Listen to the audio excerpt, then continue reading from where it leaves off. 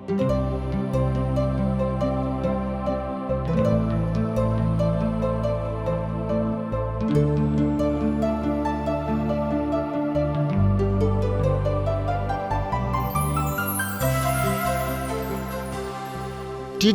India से प्रसारित कार्यक्रम जिंदगी की राह बाइबल की किताबन का अध्ययन हवे, जीवन की आपके बढ़िया रास्ता में आगे बढ़े के चरवाही करेला और परमेश्वर के नाहिन जिंदगी जिए में मदद करेला। यूहन्ना 1:12 में बतावल गईल बा कि परंतु जितने उनकरा के ग्रहण कैले उ उनके परमेश्वर का संतान होखला का अधिकार दिले, मने उनके जे उनके नाम पर विश्वास रखेले। कृपा करके देखी सुनी ताकि आप सच जिंदगी जी सकी और ओकर प्रयास कर सकी। प्रिय श्रोता, आज हम पवित्र शास्त्र बाइबल अध्ययन कार्यक्रम में यूहन्ना रचित सुसमाचार के शुरू करे जा रहल बानी। ए अध्याय के मुख्य विषय है पहल का है प्रभु यीशु यरूशलेम में एगो जन्म के आन्हर के आँख ठीक कैलन और ई प्रभु यीशु मसीह के 5वां आश्चर्य कर्म है। दूसरा का है एह आश्चर्य कर्म के अभिलेखा। तीसरा का है अचरज भरल काम के प्रतिक्रिया। प्रिय मित्र, 8वां अध्याय के हम देख रहल बानी कि प्रभु यीशु ए विषय पर उपदेश दे रहल बाने। हम जगत के प्रकाश तथा जगत के ज्योति हई। एकरा के दूसरा शब्द के में कहल जाए कि प्रभु यीशु अपना संदेश में जोर दे के कह रहल बाने कि हम जगत के अंजोर हई। और हम आखिरी पद में देख रहल बानी कि यहूदी प्रभु यीशु मसीह के हत्या करे चाह रहल बाड़े सा और उनका के इस निंदक ठहरावताड़े सा, जबकि प्रभु यीशु के कार्य और अधिकार के सत्य साबित कर रहल बाने। फिर भी यहूदी सब उनका ऊपर विश्वास नहीं खसा करत। ई स्पष्ट बा कि प्रभु यीशु के दुश्मन आन्हर के दोस्त मित्र हवे। हम जगत के ज्योति हई। ई प्रभु यीशु मसीह के उपदेश के विषय है और ई घटना जेकर हम अध्ययन करे जा रहल बानी ई एकरे बारे में बा। त आई अपन पवित्र शास्त्र बाइबल निकाल लेहनी। हाँ तो देखी उसमें यूहन्ना रचित सुसमाचार 9वां अध्याय 1 पद से लेके 2 पद में एह तरी से लिखल बा।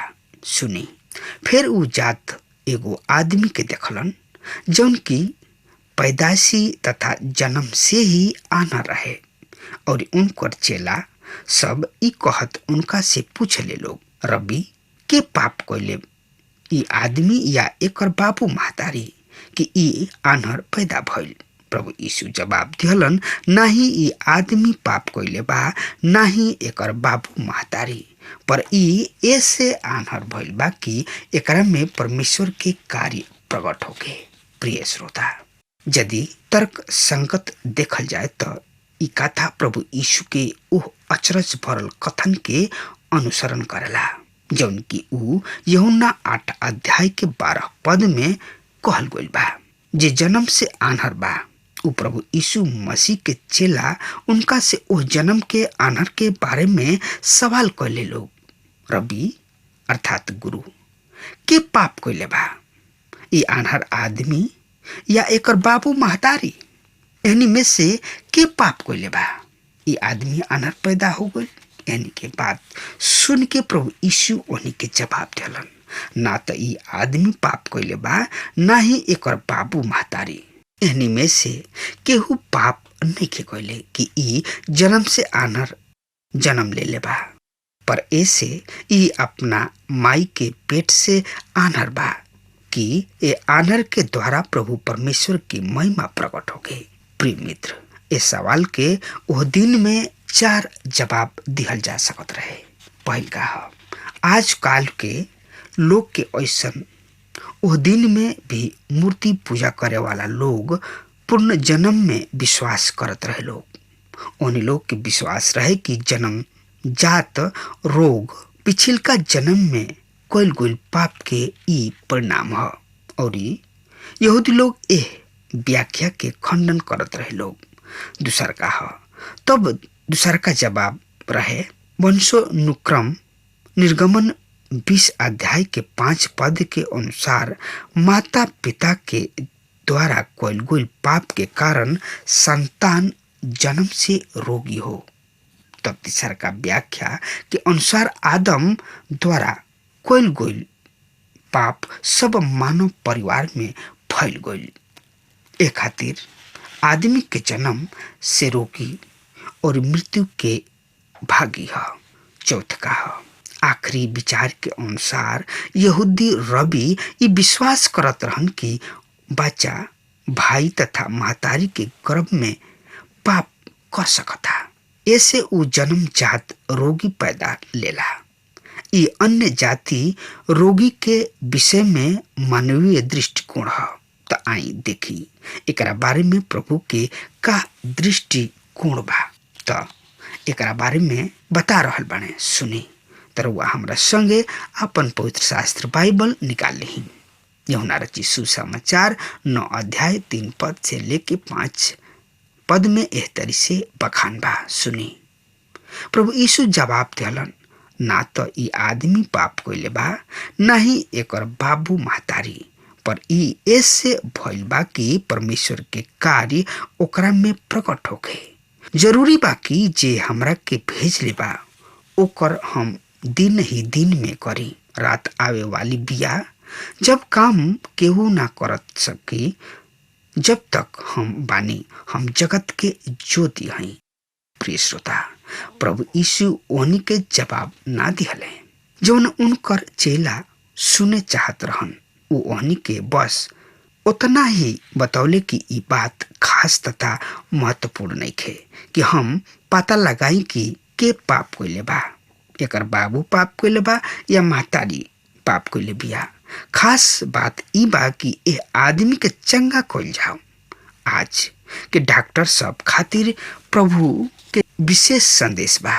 रउआ घायल आदमी से ई पूछताछ करे में अपन समय नष्ट तथा बर्बाद मत करी कि केकर दोष रहे, या पुलिस के रिपोर्ट के इंतजार मत करी, पर राउर प्राथमिकता रोगी के बचाव के होखे के चाहिए, जबकि ऊ रउआ सामने बा और रउआ वो घायल आदमी के बचाव के रूप में परमेश्वर के प्रतिनिधि बानी।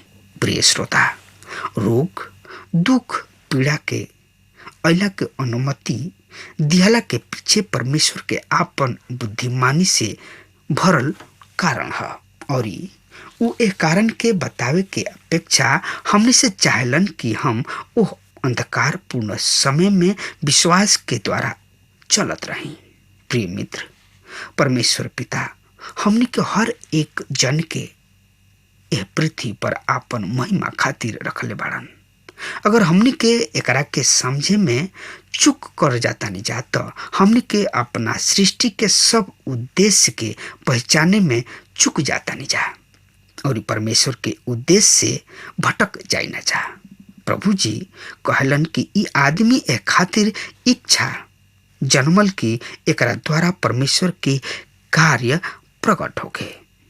दुख पीड़ा दर्द ऐसे आवेला कि एकरा द्वारा परमेश्वर की महिमा प्रकट होके।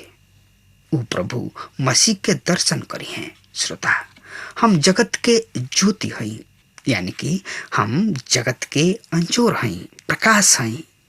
अन्हार आदमी के आन्हर बनावेला। प्रभु यीशु आज भी ये संसार में बढ़न और वो आज भी संसार के ज्योति हमें। वो पवित्र आत्मा के रूप में हमनी के सामने आवेलन।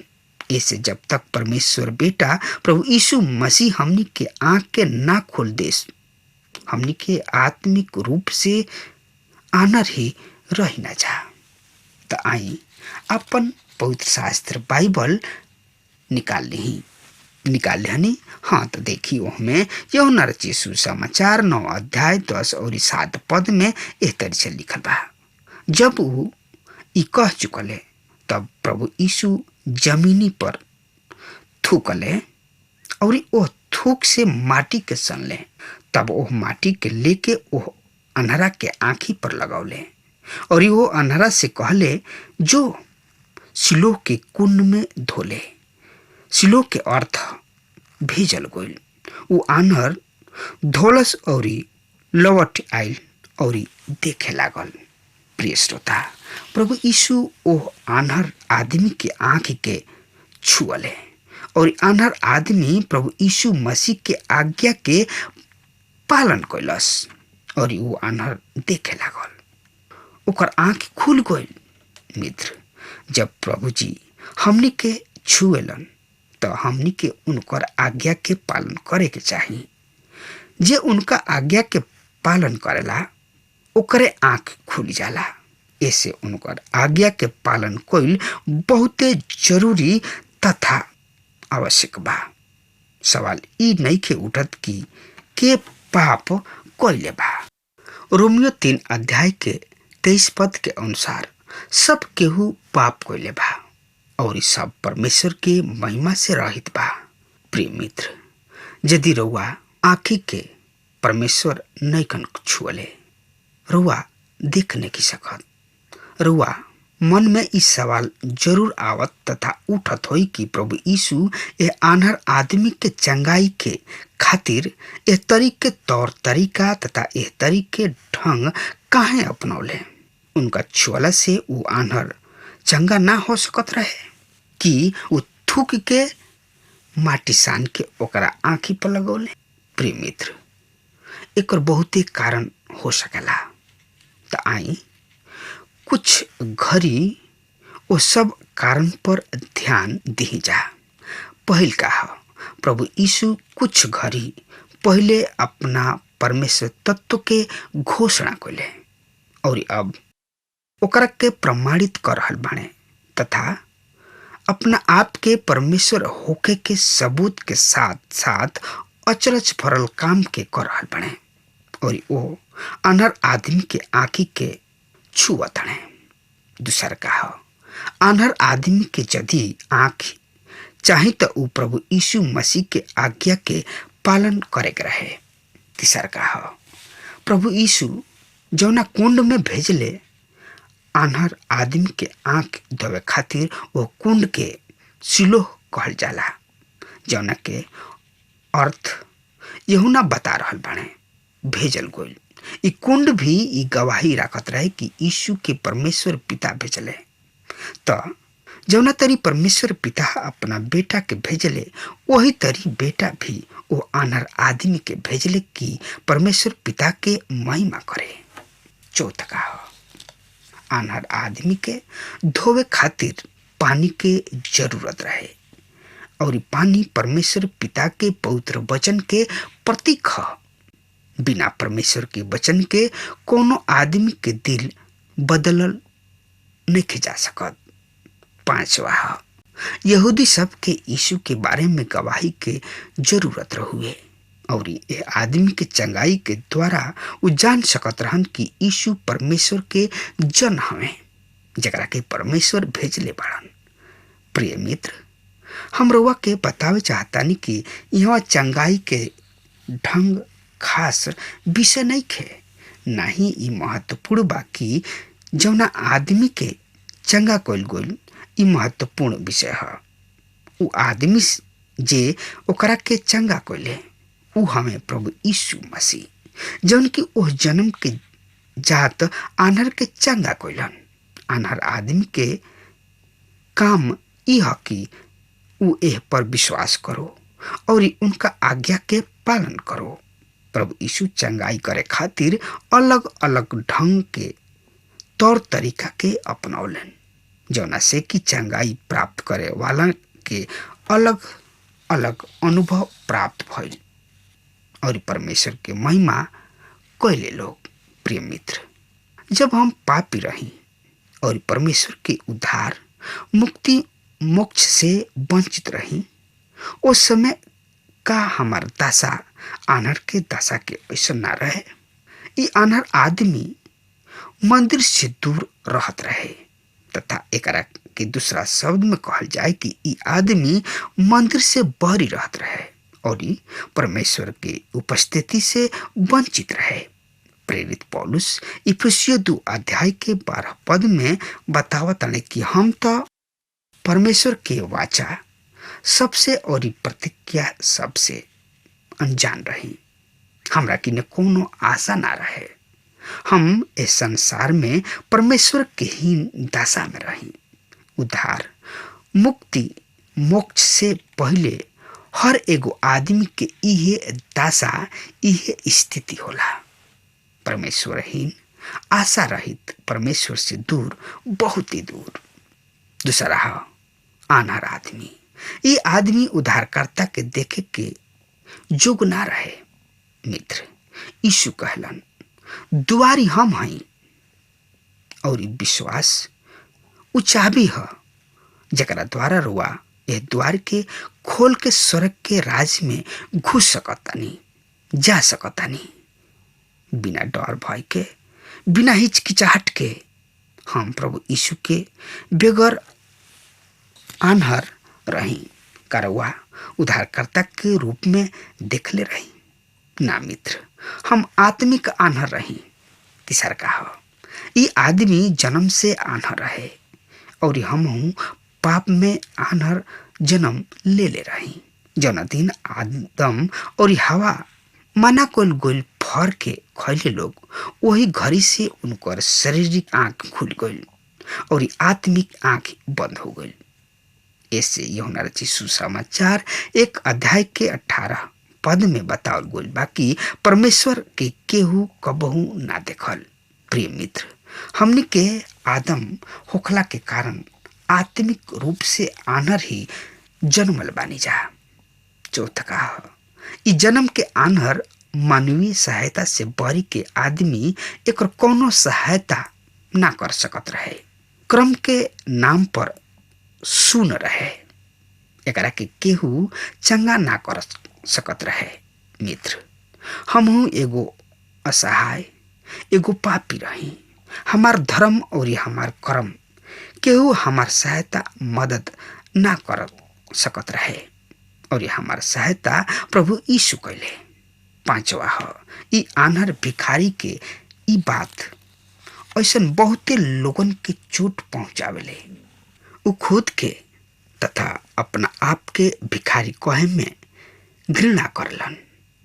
उ तो अपना मुक्तिदाता खातिर कुछ धन संपत्ति दान दक्षिणा दिहल करलन, यानी कि देवे चाहलन। पर उद्धार अर्थात मोक्ष, मुक्ति बिकाए वाला चीज ना है। मुक्ति खातिर लोग अपन धन दौलत संपत्ति के उड़ा देले। कौन कौन कष्ट, कौन कौन दुख अपना शरीर के ना देले। पर श्रोता ध्यान रखी, मोक्ष मुक्ति बिकाए वाला चीज ना है। रोवा के अपना मुक्ति खातिर परमेश्वर के नजदीक ऐसे ही आवे के बा जैसे कि एगो भिखारी आवेला। हमनी के पानी के प्राप्त करे खातिर प्यास के लेके आवे के बा। एशिया 55 अध्याय के 1 पद में हम एह तरी से पढ़िना सुनी, हे सब प्यास लोग पानी के पास आव, एकरा जेकरा किने रुपया ना होखे तुहू आके खरीद ल और खा। आव दाख मधु बिना रुपया बिना दाम दिहले ल। प्रिय श्रोता, छठवा, ई आदमी वर्तमाई के समान यीशु के पुकार लेना, बरनी आदमी वहाँ चुपचाप बैठ गई। उ प्रभु यीशु मसीह के जानत ना रहे, उ उनकरा ओर देखत भी ना रहे। प्रिय मित्र, रुआ केहू कौनो काहे ना होखी, चाहे रुआ प्रभु यीशु के ओर देखत भी ना होखी, पर उ रुआ के देख रहल बाड़े। मित्र, ए आनहर के और ओकर मोक्ष के इहे दशा रहे।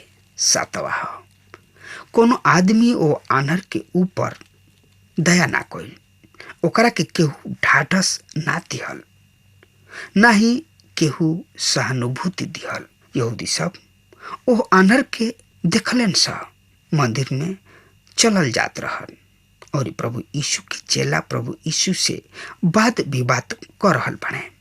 ओ आनहर के ऊपर कोनो के दया करे के केहू के उद्देश्य ना रहे। ई मानव जाति के चित्र है। मित्र, प्रभु यीशु हमनी ऊपर तरस खाले। केवल उहे हमनी के सहायता कर सकताड़न, उहे हमनी के चंगाई दे सकताड़न। जानतनी काहे कि परमेश्वर अपना स्वरूप और अपना समानता में बनौले बड़न। यही से हमनी के दुख, दर्द, परेशानी, मुसीबत के वो अपन मुसीबत समझेलन। काहे रुआ कबहू ए बात पर गौर कैले बनी?